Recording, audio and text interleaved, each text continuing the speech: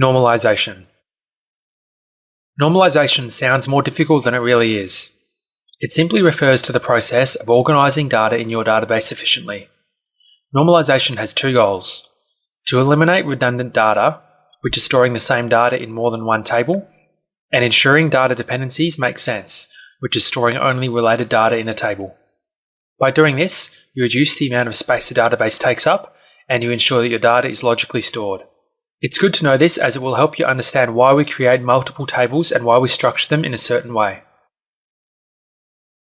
With that said, there's a series of guidelines that you follow to make sure that your databases are normalized. These guidelines are called normal forms. They're numbered from 1, which is the lowest form, that's called first normal form, or 1NF, through 5, which is fifth normal form, or 5NF. You'll see 1NF, 2NF, and 3NF frequently. Sometimes you'll even see a 4NF. However, 5NFs are rare. They're so rare we're not even going to discuss them. Also, just remember that these are only guidelines. They're not requirements. You can use different variations to meet your own requirements. Now, let's discuss the normal forms using an example database. Let's use the books database as an example. We'll represent our books database as tables with columns inside. You can see here we'll have one table called book orders. Then we have open brackets. Inside the brackets, this represents all the fields or columns that are inside this table. As you can see, there's quite a long list of columns that you could use to possibly identify a book order. In the next steps, we'll clean it up and show you how it fits into each of the normal forms.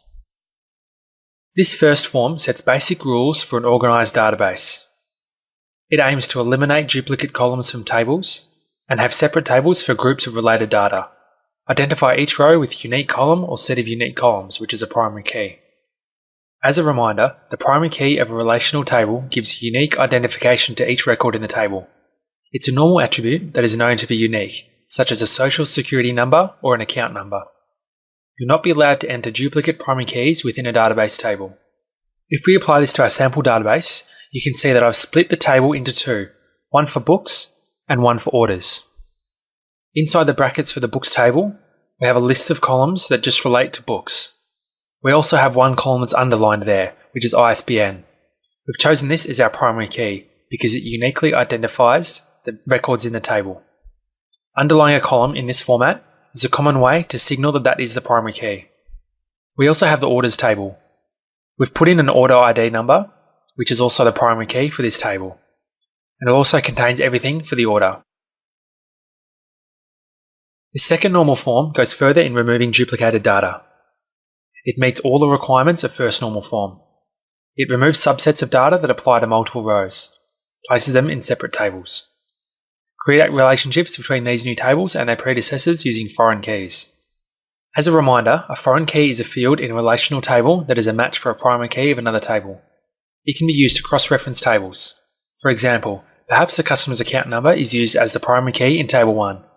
Perhaps their phone number is used as the primary key in Table 2, but their account number is also used in that table. That is a foreign key. Using our example, we have a books table, which is similar to before. We have an orders table, which is similar to before as well. We've also created a customers table, which contains everything we need to know about a customer. We've given it a customer ID, which is also underlined.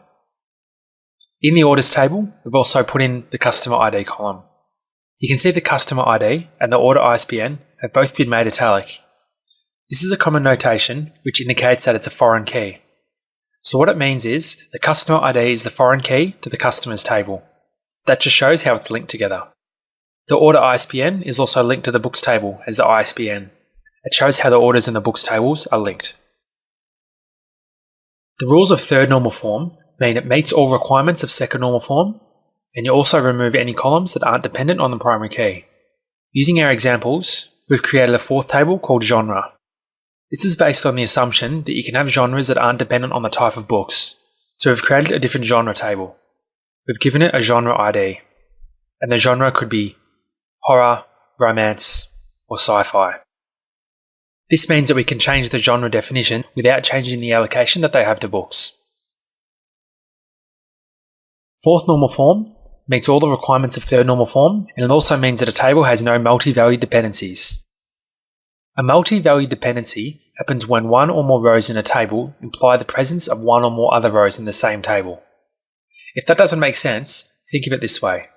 If our earlier example of a car dealership has a table that contains a model name, a colour, and a year of each car, there is a multi-value dependency if you have a model name in blue and then another in red. The record of the blue car implies the presence of other rows that contain red cars and other rows. You may or may not want to complete the fourth normalization form. It depends on the data that you want to store. After normalization, you may want to speed up the data retrieval process and add back redundant data. This is called denormalization. Just don't confuse a denormalized database with a database that has been normalized. In a denormalized database, specific redundant data is added back in because it's needed to speed things up in certain types of databases. Some redundant data will be left out.